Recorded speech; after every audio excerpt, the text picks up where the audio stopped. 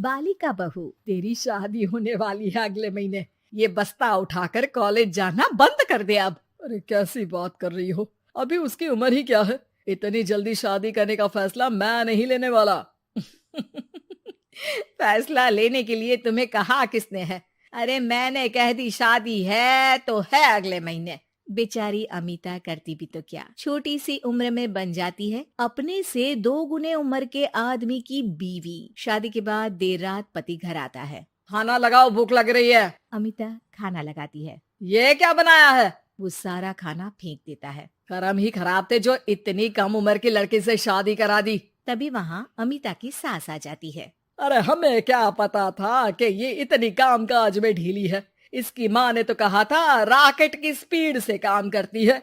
अमिता को आए दिन ससुराल में ताने, गालियां और कभी कभी तो मार भी पड़ती। सुन जा, अपनी माँ को बोल 50,000 रुपए भेजे, फ्री में नहीं रखना है तुझे।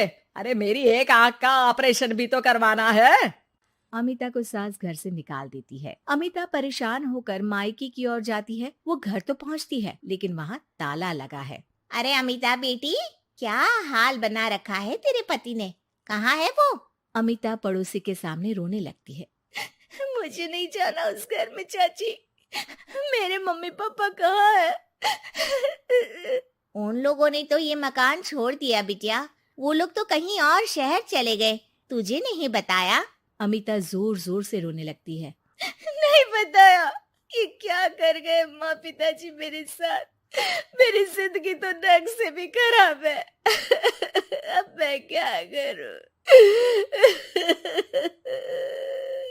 अमिता रोते हुए वहाँ से जा रही होती है कि उसे एक औरत मिलती है। अरे सुनो तो, रो क्यों रही हो? तो क्या करूं, हंसू?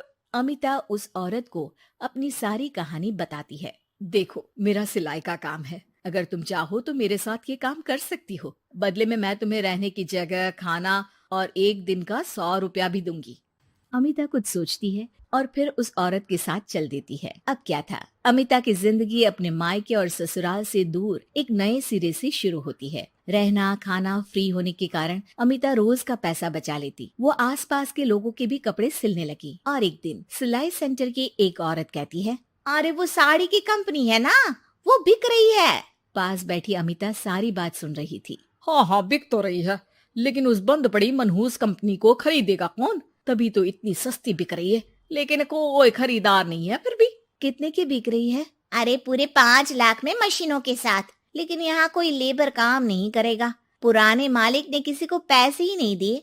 उन लोगों ने कहा है कि जो नया मालिक आएगा वो लोगों को पैसा देगा।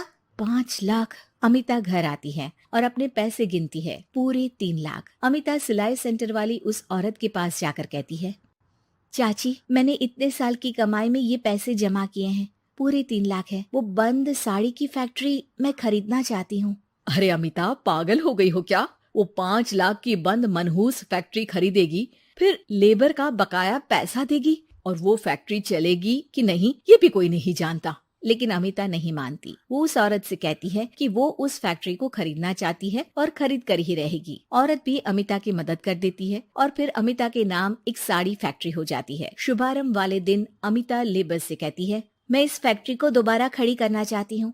आप लोग इसमें माहिर हैं। मैं नहीं जानती कि पहले वाला मालिक के काम करने का क्या तरीका था, लेकिन मैं अपनी योजनाओं के साथ आई हूँ। मेरे पास आप लोगों को देने के लिए अभी तो पैसे नहीं है, लेकिन मैं वादा करती हूँ 3 महीने में आप लोगों के पैसे ब्याज सहित आप लोगों को दे दूंगी। और ये क्या बात होती है?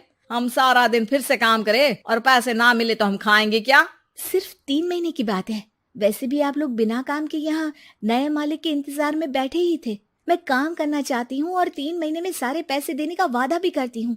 लेबर आपस में सलाह करते हैं और अमिता की बात मान लेते हैं। सिलाई सेंटर से मशीन, सिलाई और कपड़े के ज्ञान में माहिर हो चुकी अमिता सभी के साथ मिलकर खुद काम करती। शहर और दूसरे शहरों में घूम घूम कर साड़ी का डिजाइन दिखाती और ऑर्डर लेती। अमिता को कई जगह से ऑर्डर आ जाते हैं। कई लोग उसके काम को सराहते तो कई आलोचना भी करते। अरे बड़े बड़े व्यापारी बैठे हैं, यहाँ तू कहाँ टिकेगी? लाओ दिखाओ कैसी साड़ी बना रही है तुम्हारी फैक्ट्री। अमिता उन लोगों को साड़ी के डिजाइन दिखाती है कि तभी वहाँ व्यापारी की बीवी आ जाती है।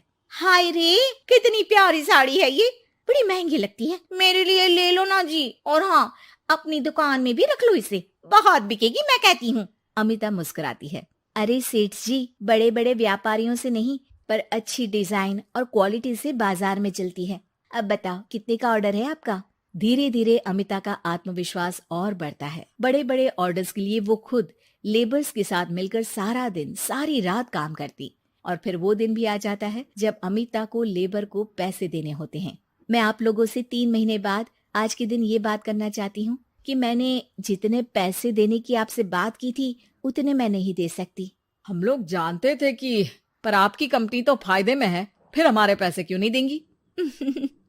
मतलब आप लोगों के बकाया पैसे, ये 3 महीने के पैसे और ब्याज के साथ मैं आप लोगों को 10% का मुनाफा भी दूंगी। सभी खुश हो जाते हैं। मेरा कोई परिवार नहीं है, लेकिन दिन रात आप लोगों के साथ काम करके मुझे आप लोगों में ही अपना परिवार दिखता है। अमिता की फोटो पेपर में छपती है। उसके बिजनेस मॉडल को पढ़ने के लिए कई बच्चे भी उसका इंटरव्यू करते हैं। अब अमिता 1 से 2 और 2 से 4 फैक्ट्री खोलकर देश में बड़ा नाम कमाती है।